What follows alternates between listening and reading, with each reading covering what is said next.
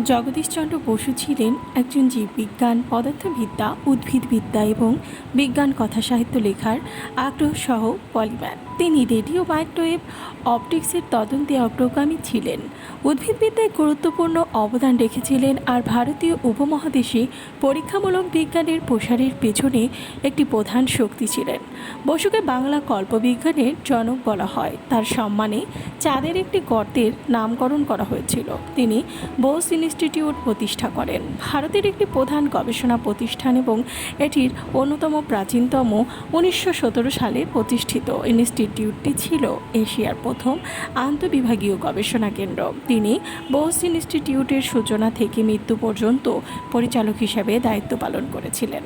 জন্ম 1858 সালের 30 November, Mymensingh, Bengal Presidency, British Bharat.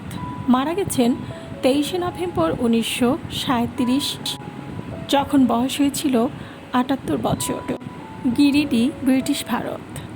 পড়াশোনা: Saint Xavier's College, Kolkata, BA; Christ College, Cambridge, BA; University College London, BSc, DSc. তার অবদান রয়েছে মাইক্রোওয়েভ রেডিও গবেষণা, ক্রিস্টাল ডিটেক্টর, ক্রেস্কোগ্রাফ, উদ্ভিদবিদ্যায়। পত্নী ছিলেন আবালা বোস।